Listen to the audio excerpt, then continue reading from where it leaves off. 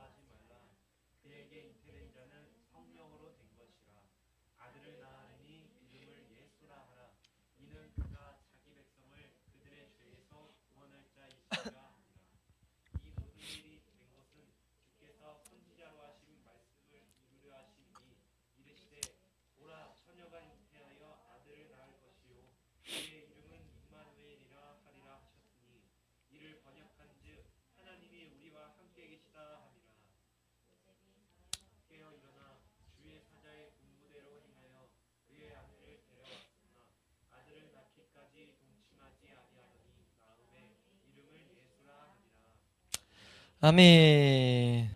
우리가 알아야 될 게요, 성경을 우리가 안다고 해서 다 내가 아는 게 아니에요. 아는 것, 내가 올바로 안다는 것은 내가 그대로 살아내야 되는 것이 올바로 안다는 겁니다. 내가 이해한 대로 살아내는 것, 거기까지 가야 성경에서 말하는 알미잖아요. 근데 이게 아는데 분명히 쉬운 개념인데 못 살아내요. 근데 그 이유는 뭐냐면요, 영적 조명이 없으면 그 말씀이 내게 안 돼서 그래요. 이해가 안 되죠. 오늘 말씀도 예수님 동정녀 탄생하셨어요. 성령으로 잉태하셨어요. 다 믿죠? 믿는데 그걸 어떻게 살아내냐고요. 그걸 살아내는 거와는 별개라는 거죠. 성령으로 동정녀의 몸에서 탄생하셨다. 동정녀라는 것은 남자를 알지 못하는, 그러니까 보통 아기가 나려면 우리 성관계를 해서 아기가 나와야 되는데 그거 없이 낳았다는 거죠. 이게 말이 되냐는 거예요. 근데 우리는 이해해요, 안 해요? 이해하잖아요. 근데 그걸 가지고 살아내는 게 뭐예요? 라고 했을 때 그게 뭔데요? 라고 했을 때 그 뭔데? 이게 온다고요. 이해되세요? 그리고 그걸 파고들면 파고들수록 그걸 제대로 이해해서 이제 이성의 빛으로 이해해서 쫓아가려고 하면 반드시 이단들이 발생할 수밖에 없어요. 우리가 지금 이 예수님이 동정녀 탄생하신 것의 핵심은 뭐냐면요, 우리의 연약을 동정하실 수 있다는 거예요. 온전한 사람이셨기 때문에. 그러니까 두 본성 한 인격을 갖고 있었기 때문에, 두 본성 온전히 사람이면서 하나님이었다. 근데 한 인격, 예수 안에서 이해하지 못하는 이 개념, 이 예수란 몸 안에 완전히 사람이면서 완전히 하나님인 성질이 두 개 들어와 있었다. 이해되세요? 그래서 완전히 사람이었기 때문에 우리의 연약을, 죄에 연약하고 이 세상 유혹에 연약하고, 우리가 이 세상에 있는 이 문화, 이 세상의 가치관에 연약하고, 이것을 아셨다고요. 체휼하셨다고요. 그래서 우리를 충분히 동정하신다는 거예요. 근데 그럼에도 그분이 우리에게 어떤 것을 하시냐? 충분히 우리를 구원하실 수 있다. 왜냐? 그분은 이 세상을 만드신 하나님이니까. 이게 이해가 된다고 우리 말하거든요. 이해가 되면 이제 우리가 살아내야 되는데, 살아내는 게 뭐냐면, 내 어떤 상황에서도, 내가 어떤 비참한 상황에서도 그 창조주 하나님으로 인하여 기뻐하고 감사만 나와야 돼요. 돼요 그게? 안 되죠. 그때 딱 현실 닥치면 이런 말 한다고요. 뭐라고 하냐면, 하나님이 내 입장 되셔보세요. 하나님이 내 입장 돼봐야 그거 알죠.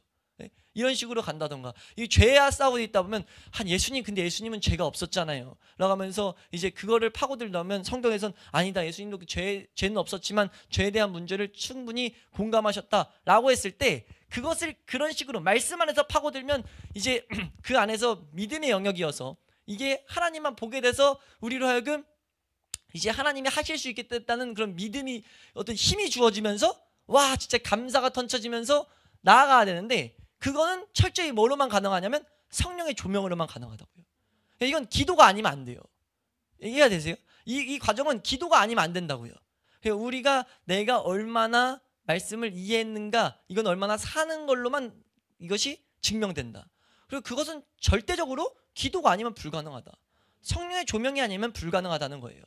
근데 이걸 싸그리 무시하고 우리 신앙생활을 할 수가 있죠. 왜요? 지금 우리가 그렇게 신앙생활을 하고 있거든요. 우리도 모르게 이거와 상관없이 신앙생활을 하는 거예요. 그러니까 이게 그래서 우리에게 제가 지금 말씀을 지금 전하면서 더욱더 정리가 좀 더 되는 것은, 그래서 우리에게 이 어려운 삼위일체 교리로부터 모든 것이 시작된다는 것을 계속 보게 하시는 것 같아요. 네? 삼위일체, 성부 하나님과 성자 하나님과 성령 하나님에 대한 사역을 계속해서 보게 해달라고. 네? 지금 사실 오늘 이 예수님께서 성령으로 잉태돼서 동정녀 마리아의 몸에서 나셨다라는 것은요, 삼위 하나님의 사역으로서 예수님이 이 세상에 잉태하신 것을 또 말하고 있어요.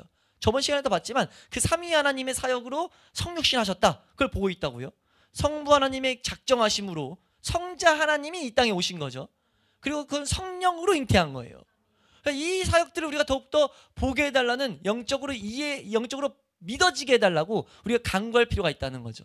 이거는 이해의 영역이 아니라 믿음의 영역이에요. 이해되세요? 한번 따라할까요? 이해의 영역과 믿음의 영역을 구분하자.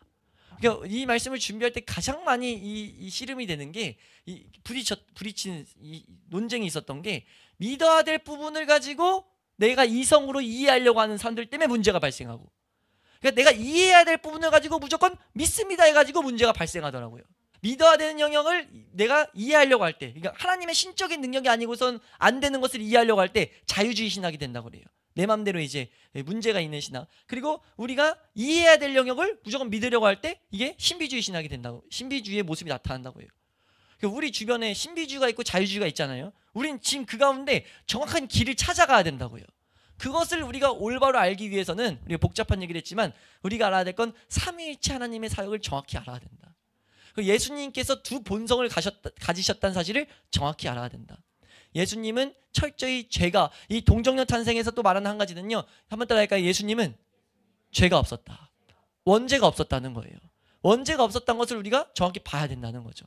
그렇기 때문에 우리를 구원하실 수 있다. 예? 근데 예수님께서는 충분히 우리를 연약을 동정하시고 우리 하나님의 능력을 가지고 있다. 그래서 우리 뭐 할 수 있어요? 우리를 구원하실 수 있는 거죠. 이해되세요? 이 예수님의 동정녀 탄생의 핵심 가르침 4가지는요, 첫 번째는 예수님은 충분히 우리를 구원하실 수 있다. 삼위 하나님의 사역으로서 오신 성육신한 사건을 통해서 그 가운데 우리의 구원은 절대 무효하게 완성될 수 있다 라는 메시지 하나와, 또 하나는 예수님이 충분히 인간이셨기 때문에 계속 말했지만 우리의 연약을 동정할 수 있다. 근데 예수님은 죄가 없었기 때문에 우리의 죄를 사할 수 있다. 그리고 마지막으로 4번째는요, 예수님께서 그렇기에 충분히 우리의 중보자 되실 수 있다. 다른 말로 예수님만이 우리의 중보자 되실 수 있다. 왜요? 쌍방으로 이해할 수 있기 때문에. 하나님도 온전히 보고, 중보자는 누가 합니까? 중보는 중간에서 그거를 다 조율할 수 있는 사람이 중보라는 거죠. 예? 그 예수님이 그 중보자가 되실 수 있는 것을 우리는 확실히 알아야 된다는 거예요. 이 한평생 살아가는 동안 우리가 왜 예수님만 바라봐야 됩니까? 예수님 안에서 우리가 하나님 앞에 나아가는 길이 있고, 그 예수님을 이해할 때 더욱더 하나님을 보게 되기 때문이에요. 예수님을 보는 만큼 하나님을 보게 된 거죠. 그러니까 우리가 예수님에 대해 알아가는 것을 더욱더 부지런히 열심을 가질 수 있길 소망합니다. 근데 이제 우리가 몇 가지 볼 것은, 이거에 대해 너무 잘못된 모습들이 있어서 그것들만 우리는 이거 말씀을 보면서 한번 듣고 가야 되겠다, 우리가 한번 보고 가야 되겠다 하는 것은요, 이걸 언급할 때 반드시 그냥 무조건 필연적으로 오는 게, 이 사도신경을 하면서 사실 계속 많이 언급되는데, 이 부분에서 특히 많이 언급되는 게 천주교와의 비교예요. 네? 천주교도 사도신경을 해야 안 해요? 천주교가 사도신경을 할까요, 안 할까요? 천주교도 똑같이 해요. 근데 그 천주교가 동일한 신앙 고백서를 가지고 고백하는데, 동일하게 고백한다고 동일한 삶을 살아가는 게 아니에요. 그러니까 왜 그런 일이 발생하냐면 해석이 다르기 때문입니다. 그러니까 우리가 성경을 어떻게 해석하느냐가 너무 중요한 이유는요, 이단들도 다 성경 가지고 말해요. 신비주의도 성경 가지고 말하고, 자유주의 신학도 성경 가지고 말해요. 내적 치유하는데 성경 가지고 말하고요, 귀신 쫓는데 성경 가지고 말해요. 이해되세요? 그러니까 지금 우리의 삶 가운데 성경을 가지고 다 말하는데, 성경을 어떻게 해석하느냐가 너무 중요하다는 거죠. 예. 그래서 천주교는 똑같은 이 신앙 고백서를 가지고 있지만 해석이 엉뚱하게 나와가지고, 그래서 지금 심각한 문제가 온 게 특히나 이 구절입니다. 이 구절에서 심각한 3가지의 천주교 교리가 나와요. 이런 제목으로. 어떤 제목이냐? 동정녀 마리아에게서 예수님이 나셨다. 되게 타당한 이유들을 갖다 붙여서 말을 해요. 근데 이게 왜 믿냐면요, 이게 성경이라는 것이 이렇게 해석해서 말해버리면 우리가 이걸 왜 믿게 되는지 쉽게 보면요, 귀신 쫓는 사역들 보고 우리가 내적 치유라든지 지금도 병 치유하는 사역들 보면요, 왜 믿는지가 보여요. 그 사람들이 성경 가지고 말하거든요. 성경에서 예수님이 이런 병을 고쳤으니까, 성경에서 예수님이 병을 꾸짖었으니까 우리도 꾸짖으면은 그 병의 역사가 임한다라고 말하는데, 성경 가지고 쭉 풀어가지고 이 세상에 있는 설명들 쭉 하면서 하니까, 하나님만 얘기하고 예수님만 하고 성경 가지고만 말하니까, 아니 이건 맞잖아 하면서 이제 그 가운데 그 믿어지게 되는 믿음이 오는 거죠. 왜 믿어질 수 있어요? 마귀가 있기 때문에. 이해되세요? 그러니까 우리는 성경을 올바로 보는 게 얼마나 중요한지를 이 가운데 봐야 된다는 거죠. 이해가 되시나요? 그래서 우리가 어떻게 보느냐, 우린 그럼 어떻게 믿느냐 했을 때, 우리 개혁파 올바른 성경의 관점에서 어떻게 보느냐, 이거는 하나님의 신비적 방법을 통해 예수님께서는 마리아의 살을 통해 태어나셨지만 그냥 원죄가 없게 하셨다. 뭔 말인지 되세요? 그냥 마리아를 통해 낳긴 했지만 그냥 하나님의 전적인 신비적인 능력 때문에 원죄가 없는 거다. 우리가 믿는 거예요. 왜? 그렇게 계시되어 있으니까. 그렇게 믿는 거라고요. 우리는 보여주신 데까지 믿는 거죠. 이해되세요? 그 믿음을 그렇게 볼 수 있는 시선들을 우리가 계속해서 훈련해야 된다는 거예요. 우리가 그렇지 않으면 이 단순한 문장 하나 가지고 너무나 비극적인 이 교리들이 파생돼서 지금도 교회를 갉아먹고 있어요. 이게 우리 개신교에서, 이건 천주교와의 큰 대립이었지만 우린 관심 없어 보이지만 사실 이건 피 터지는 전쟁이었습니다. 개신교와. 근데 우리는 감사하게 시작할 때 말했지만 믿음의 선배들이 싸워서 그냥 감사하게 신앙생활을 하고 있다는 거죠. 근데 이런 모습 볼 때마다 우리는 우리에게도 분명히 이 시대에 맡겨진 게 있다. 그 중에 하나가 뭐예요? 성령에 관련된 거죠. 성령은 정리가 안 돼 있으니까 지금 난리가 났는데, 그래서 치명적인 뭡니까? 신사도 운동, 신비주의거든요. 근데 이게 우리가 잘 봐야 되는 게, 우리가 이 개혁주의 하면은 성경을 말하고 교리를 말한단 말이에요. 성부 하나님을 강조하고 교리를 막 강조하다 보니까 뭐가 되냐면 기도를 상대적으로 많이 소홀하게 해요. 근데 성경이 어디 또 그렇게 말했냐고요. 성경에서 예수님이 기도를 강조했어요, 안 했어요? 기도를 너무 강조했죠. 예수님은 틈만 나면 기도하셨죠. 네? 저번에도 한번 말했던 것 같은데, 예수님은 뭐 가다가 뭐 이 기적 베풀고 나서 기도하라고 하고, 밤에 기도하라고 하고, 새벽에 기도하라고, 잠깐 쉼 있으면 기도하라고 하고, 뭔가 할 일 있으면 할 일이 큰 사역이 있으면 사역 전에 기도하라고 하고. 이해가 되세요? 예수님이 끊임없이 기도의 삶을 사셨다는 것을 우리를 위해서 보이셨다고요. 왜 기도할 수밖에 없냐면, 우리가 배우지만 기도의 1번은 성령의 은혜를 구하는 거죠. 성령의 조명을 비춤을 내가 간구하는 거라고요. 성령의 조명이 없이는 단 하나도 올바로 갈 수가 없기 때문에. 예수님이 그것을 계속 기도하셨는데 우리가 왜 기도 안 하는 거예요? 개혁주의는 반드시 기도를 강조해야 됩니다. 왜요? 교리를 배우는데 그 교리를 올바로 적용하기 위해서는 이 영적 이해력은 성령이 아니고서는 도달할 수 없다는 거죠. 이게 없이 이 교리만을 배우다 보면 어떤 비극에 빠지냐면요, 계속해서 누구를 정죄합니다. 기도가 상대적으로 떨어지면요, 개혁주의의 가장 큰 문제는 정죄한다는 거예요. 말 듣다가 맞는 것 같은데 이게 뭐가 잘못됐어. 진짜 저도 이게 말씀을 공부하다 보니까 계속 잘못했어가 막 보이거든요. 근데 그것만을 한다는 거죠. 막 그것만을 계속 말해서 잘못했어 이렇게 해서 정죄하는데 계속 앞장선다는 거예요. 이게 기도 없이 우리가 말씀만을 가지고 있을 때 오는 비극입니다.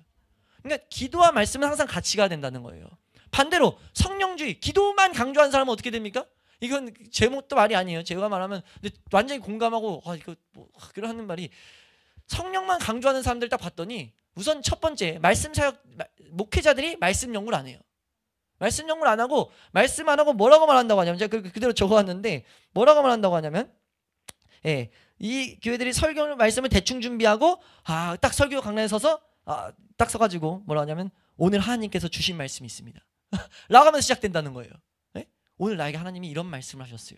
이러면서 이제 성경을 계속 들춰보는데 본문을 읽어놓고 본문과 상관없는 얘기들만 하고 나서 그냥, 근데 그 얘기가 다 성경 안에 있긴 한 거죠. 근데 본문과는 상관이 없어요. 성경에서 뭐라고 말하는지, 하나님 뭐라고 말하는지 상관없어요. 하나님이 나에게 주신 말씀 그걸 가지고 얘기를 쭉 하다 끝나는 거예요. 이해가 되세요? 그러면서 그 가운데 감정도 우리가 뭉글뭉글하게 만들고, 때로는 눈물, 때로는 책망이 되게 말하니까 그걸 통해서 뭐라고 해요? 나 은혜 받았다. 내가 뭘 책망도 됐고 뭔가 이렇게 책망도 받았고, 책망 받아야 우리가 우리가 죄를 깨닫는 게 있어야 된다면서요. 근데 직접 그런 말을 가지고 책망하고 말을 가지고 감정을 요동치는데 위로하시는 것, 책망받은 것 같은 마음을 먹고 나서 이게 와, 나 은혜 받았다 라고 하는데 이게 완전 본질상 다르다는 거예요. 말씀을 그냥 강론하는 와중에, 말씀을 보는 와중에 성령님께서 조명하고 책망하심이 돼야 되는데 그게 아니라 이게 막 내 안에 말씀하셨다로만 가면 이게 그런 것들이 우리에게 온다는 거죠. 왜 와요? 막이 있기 때문에. 이해되세요? 이게 어디서 나타나냐면 삼위일체 하나님을 온전히 이해하지 못했을 때 발생하는 비극입니다.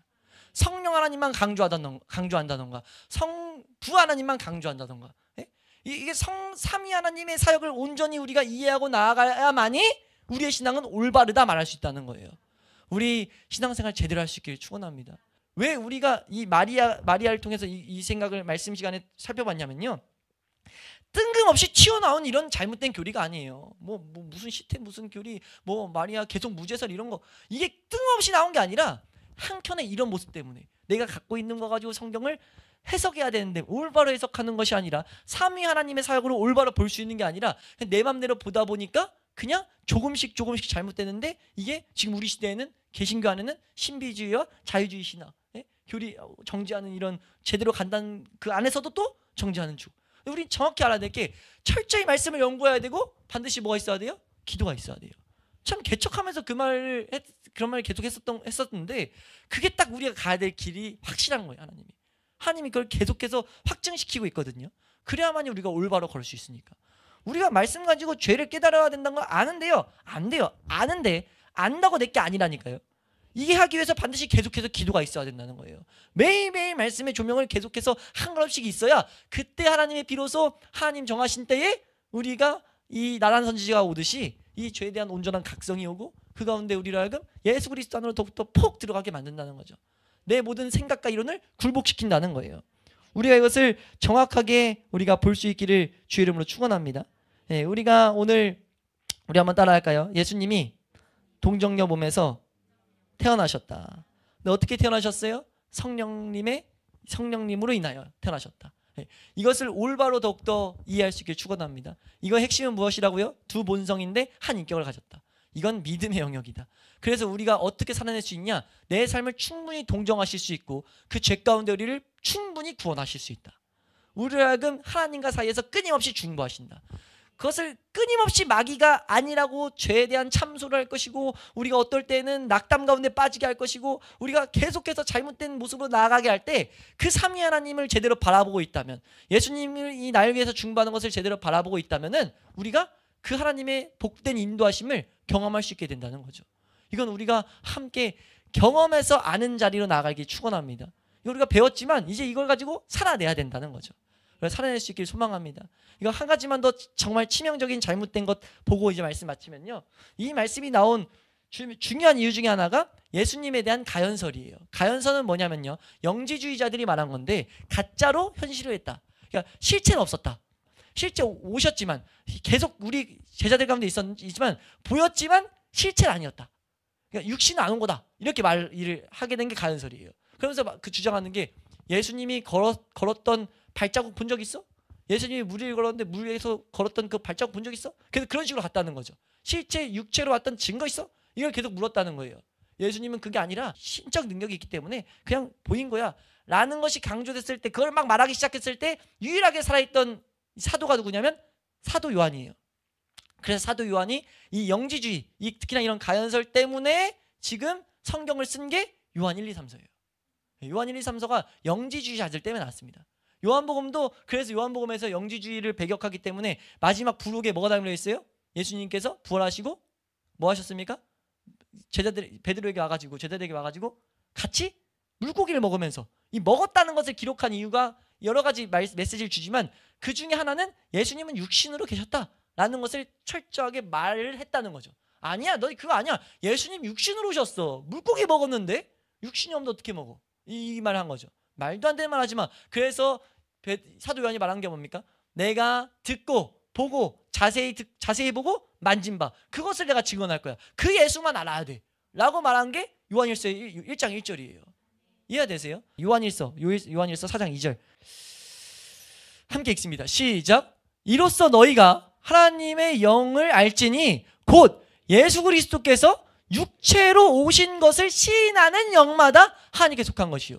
아멘. 이걸 콕 집어 말한 이유는요, 예수님의 이 모든 사역들을 말하는데 그 중에 예수님께서 육체로 오신 그 성경대로 온 그 하나님을 믿는 자마다, 성경대로 증거한 사도들이 말한 그것을 믿는 자마다, 그 가운데 서 있는 자마다 올바른 길로 나가게 될 거야. 이걸 가르치는 거거든요. 우리가 이것을 제대로 알고 헛된 하나님, 가짜 하나님 만들어내지 않게 축원합니다. 칼빈이 이런 말을 했어요. 뭐라고 하냐면, 성경이 가라고 하는 데서 가고, 성경이 멈추라는 데서 멈추고, 성경이 침묵하는 데서 침묵해야 된다 라고 말해요. 성경을 일갈성을 가지고 해석해야 된다고 말해요. 이 관점을 반드시 우리는 회복해야 될 줄로 믿습니다. 이 혼탁한 시대 가운데 우리가 리셋돼야 돼요. 성령님의 은혜로 리셋돼야 됩니다. 온전히 성경은 성령으로만 봐야 되고, 그리고 내가 이해돼야 될 영역과 믿어야 될 영역들을 구분해야 돼요. 이것을 가지고 우리 믿음의 선배들이 많은 이미 정리를 해놨다고요. 근데 그것을 무시하고 신앙생활을 하면 안 된다는 겁니다. 이해가 되세요? 예, 성경이 우리를 해석하도록 만들어야지 내 방식대로 성경을 해석하면 돼요, 안 돼요? 절대 안 된다는 거예요. 성경이 우리를 해석하게 될 때 우리는 내가 죄인이라는 것을 알게 되고, 성경이 우리를 해석하게 될 때 내가 항상 오류투성이라는 것을 발견하고 회개하게 된다는 겁니다. 성경이 나를 해석하게 하는 그 길에 우리가 서 있을 수 있기를 주의 이름으로 축원합니다. 우리가 이것을 이 말씀 가운데 가장 봐야 될 핵심적인 내용이었다. 그러니까 내용 자체는 우리가 딱 붙잡아야 될 내용 자체는 사실 시작할 때 말했지만, 정리해서 다시 한번 말씀드리면 뭐라고요? 예수님께서 한번 따라가요. 예수님은 원죄 없이 이 땅에 오셨다. 그러니까 우리를 충분히 동정하실 수 있다. 히브리서 4장 15절 말씀하셨죠. 예수님은 인간으로 오셨다. 그거는 삼위일체 사역을 온전히 바라봐야 된다. 예? 방금 읽었던 요한일서 4장 2절이죠. 그리고 예수님의 이 구원 사역은 삼위일체성을 말하고, 예수님이 그래서 총체적으로는 우리의 중보자 되시기에 충분하시다. 우리 마지막으로 이 말씀이 있고 이제 우리 기도하겠습니다. 디모데전서 2장 5절입니다. 디모데전서 2장 5절 말씀. 디모데전서 2장 5절 함께 읽도록 하겠습니다. 함께 읽습니다. 시작. 하나님은 한 분이시요 또 하나님과 사람 사이의 중보자도 한 분이시니 곧 사람이신 그리스도 예수다. 아멘. 이 사람이신 예수님을 봐야 중보자의 은혜를 누릴 수 있다는 겁니다. 우리가 이것을 온전히 붙들고 이 은혜가 더욱더 오게 해달라고 이 예수님에 대해서 알기를 부지런히 힘쓰는 우리 교회 될 수 있기를 소망합니다. 그리고 이 말씀 앞에서 한 가지 또 붙잡아야 될 것은, 성경을 절대 내 마음대로 해석하지 않게 해주세요. 성경을 내 이성의 빛으로 해석하려고 노력하지 않게 해주세요. 이해가 안 되면 멈추고 성령의 은혜를 구해야 돼요. 조명해 주실 때까지 우리는 기도하면서 하나님 은혜를 구해야 될 때가 있는 거예요. 근데 그거 안 하고 계속 우리의 본성은 뭐 하려고 한다? 내가 해석해내려고 해요. 그렇게 되면 문제가 생긴다는 거죠. 우리가 이 시선을 온전히 알아서 이렇게 하는 이유가 뭡니까? 성경이 우리를 올바로 인도하는 것을 우리 믿기 때문이죠. 예, 성경을 올바로 해석하는데 우리가 더욱더 사모함을 우리가 구할 수 있는 우리 모습 될 수 있기를 주님의 이름으로 축원합니다.